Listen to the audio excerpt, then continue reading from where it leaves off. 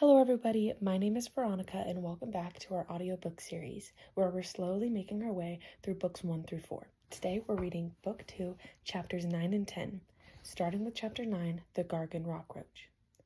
Long spindly legs reached out of a hole in the rear of the den and waved around like a cluster of shiny black broomsticks. They were attached to what looked like a cross between a cricket, a beetle, and a slug. The rockroach's back was rounded and hard but plated so it could wriggle and bend, and its sheen gave it the appearance of being moist or sweaty.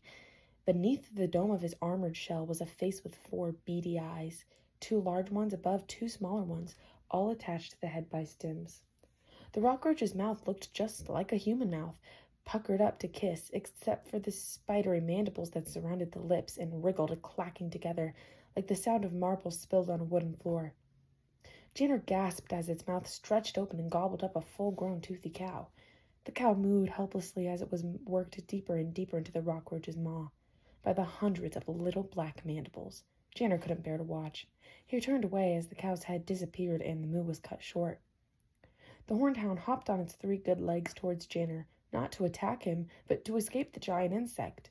The Gargan rockroach gathered itself and heaved its bulk the rest of the way out of the hole, revealing itself to be as long and thick as a house. With its spindly legs, it attached up to the horned hound and swallowed it with great hissing slurp.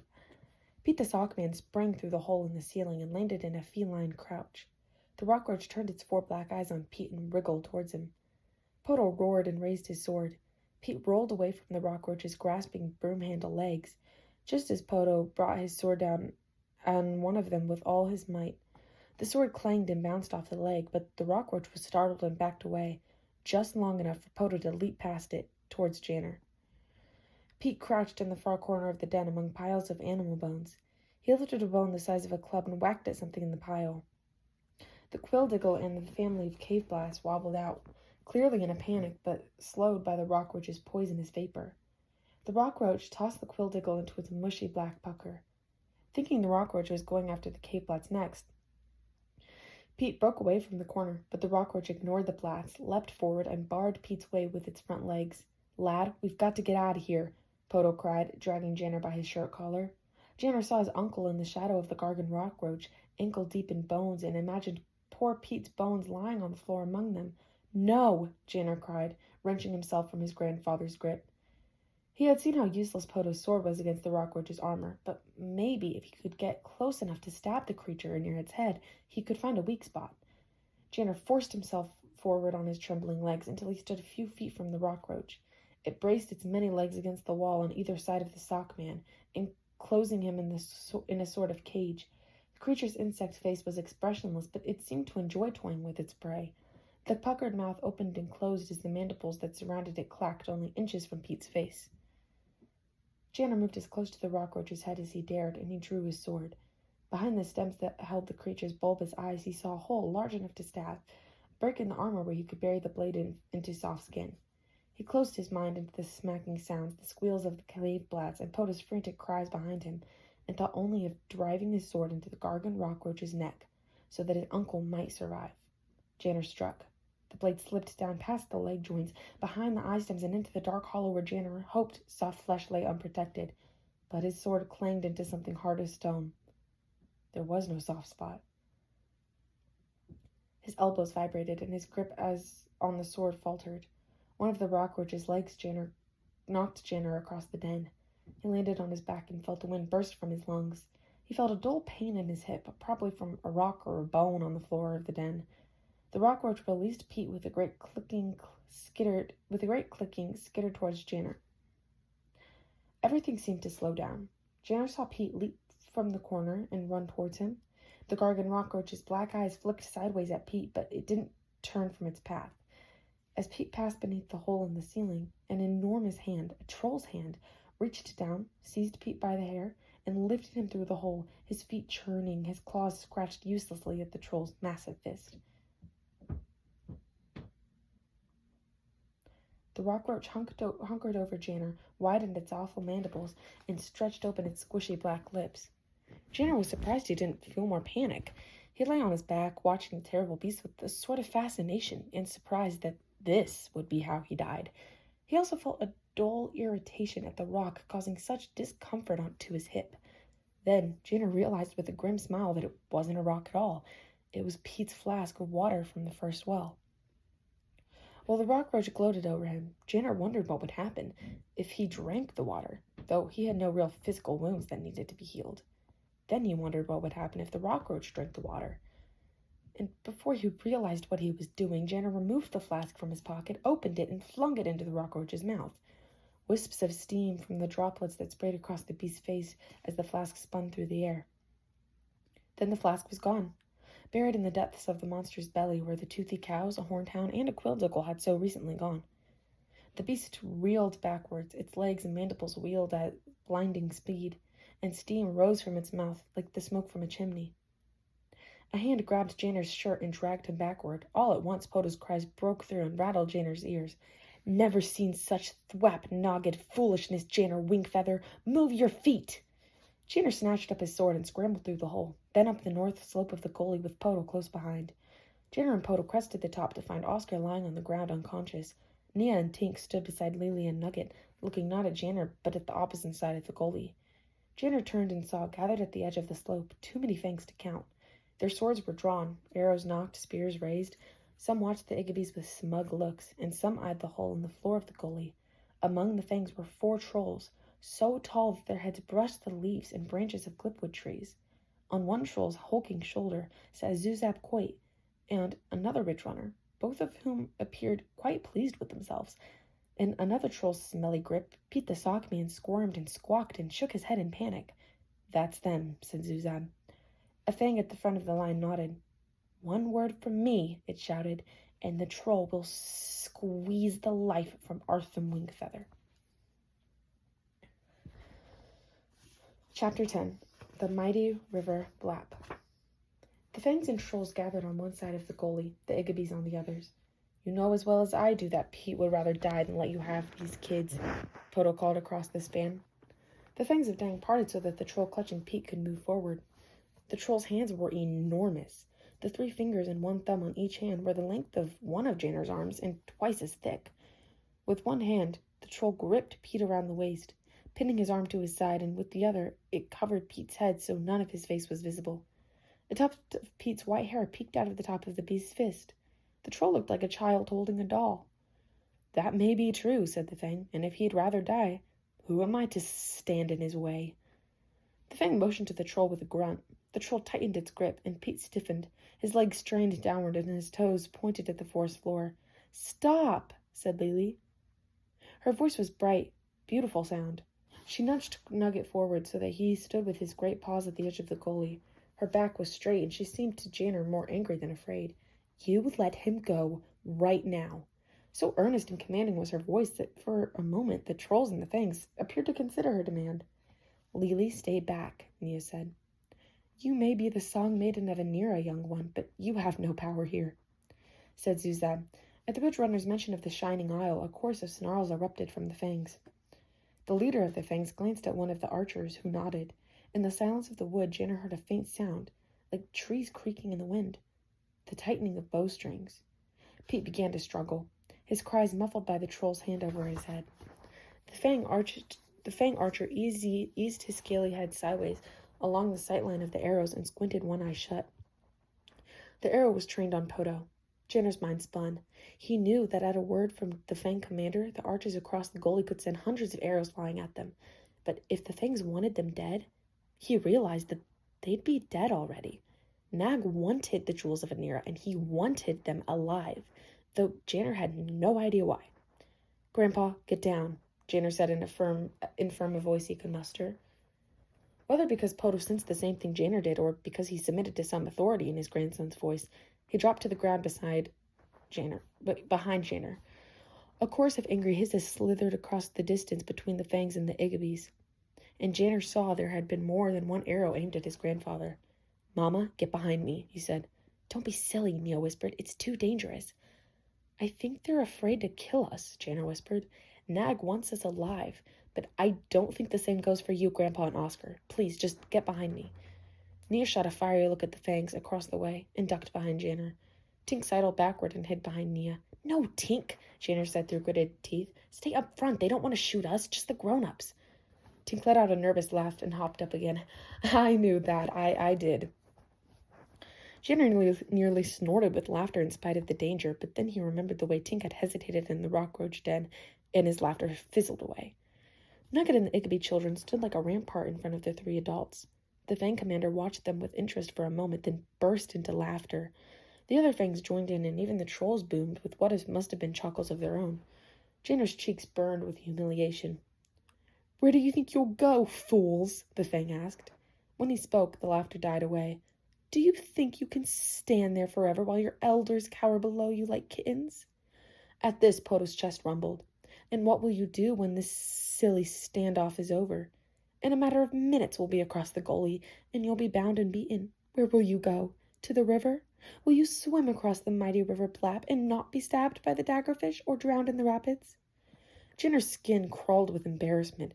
The Fangs spoke the truth. For these few moments, Poto, Nia, and Oscar were safe behind the children, but what would they do when the Fangs advanced? Jinner could hear the faint rumble of the river's rapids in the distance, but what would they do when they reached it? The Fang was right. They were caught, and nothing could be done.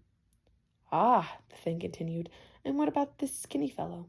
Will you let Moof here squeeze him like fruit?" "No, I think you're finished, Wingfeathers. Nag the Nameless has things for you to do." "Janner," Tink whispered. "Janner, the rockroach, look." From the hole in the floor in the gully, a tendril of steam rose, and in the shadows a deeper darkness writhed. A tremor shook the ground and sent pebbles and twigs rattling down into the rockroach den. If a little water from the first well made Nugget as big as a horse, what did a whole bottle of it do to the rockroach? Janner wondered. He looked across the gully at his uncle and the troll's fist. What would Pete do? Pete was the true Throne Warden of Anira. Would he suggest that Janner, Tink, and Lily give themselves up after all he had done to keep them alive and safe from Nag the Nameless? Janner didn't think so. Then he made a choice. "Back up," Janner whispered. He grabbed Tink's elbow and Nugget's collar and edged them backwards. "Janner, what are you doing?" Poto asked. "We're out of options here, lad. Oscar's at the end of his rope, and the Plap's the only thing we're running to." Oscar yawned and sat up. "To the contrary, I've had quite the refreshing nap, and, as I said earlier, I recall—" He adjusted his spectacles and looked north. "Poto, old boy, have you heard of Miller's Bridge?" "What are you talking about, Retief? This is no time for a history lesson." In the words of Poto Helmer, we're stuck. Best we turn ourselves in and hope for a way out when the Maker affords one." "What's Miller's Bridge?" Tink asked.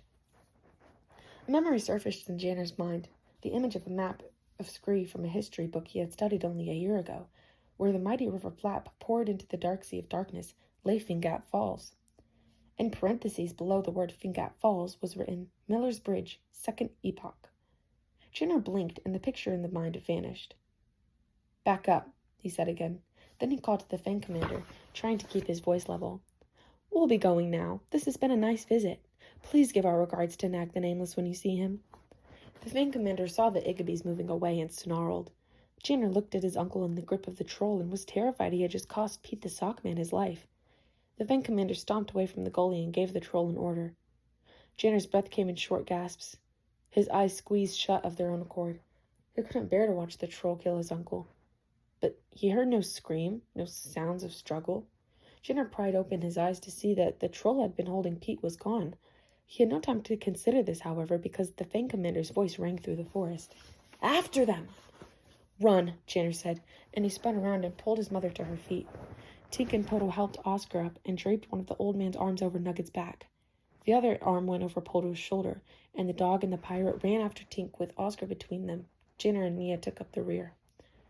Behind them, the Fangs poured into the gully. Janner heard the wooden ceiling give way beneath their weight, then the screams of the Fangs, the bellows of the trolls, and above it all, a blood-curdling chatter, the clicking, clacking, insectical racket of the Gargan rockroach. Janner risked a look behind him, and beheld a shiny black night mirror bursting above the rim of the gully. The Gargan rockroach had tripled in size. The domed back of the giant bug rose like a hard, oily bubble, and its churning legs were like many-joined spears, stabbing and clawing at the Fangs. Just as Janner tore his eyes away from the carnage, a troll wheeled through the air and slammed into a tree as if it were nothing more than a toy. They ran and ran. No one spoke. No one asked about Miller's Bridge. The only sound were their heavy breathing. A troll screams echoed through the forest, and the steady roar of the flap growing closer with every step they took. It won't be long before the fangs get past that thing, Poto said between breaths. Jenner knew the fangs would be at their heels before long, but a few minutes was better than nothing, wasn't it? At least they were still free, even if they were running for their lives. Then he remembered Pete. Maybe in the confusion of the Gargan Rockroach's attack, Uncle Arthur had found a way to escape. Oscar stumbled, and his arm slipped from Nugget and Poto. I'm all right, he said, wincing as Poto pulled him back to his feet. They stopped. Everyone but Lily was winded and paled from running. Nia walked a little way ahead and looked north, her hands on her hips. Poto took hold of Jenner's shoulder and cleared his throat. You didn't save any of that water from the first well before you threw it at the rockroach, did ye? Oscar here could use a drop or two. No, sir, Jenner mumbled. He hung his head, half sorry and half angry that he was about to get a lecture for something that had saved their lives. He stared at the ground, painfully aware that the rest of the family was looking at him. But Poto didn't lecture. He lifted Jenner's chin and looked him in the eye. You did good, lad. Kept your head back there. I'm proud of ye. He patted Jenner's back. It's just like ships and sharks, ain't it? Always a way out. Not always, said Nia, who stood at the top of a rise not far ahead. When Jenner reached her, he saw that they had come to the end of Glipwood Forest. Below them, writhing through a mass of wet boulders, lay the white, angry waters of the mighty River Blap. And that is the end of chapter 10. A lot of exciting things going on. The Igabys running for their lives like usual. I'm extremely excited to see where the rest of the journey takes them, and I can't wait to continue to read this journey with you guys. It's super interesting seeing Jenner's emotions play out, kind of like what I was mentioning in our last audiobook. The book has such an emphasis on Jenner's selfishness, and I think it really shows a typical 12-year-old boy who's forced to basically give up everything he wants to do and give up not being scolded constantly. And I think Jenner's journey through kind of all the struggle and pain and all the trial of it really shows. I also love how Kalmar is in the books, and I love how he has some of that fear.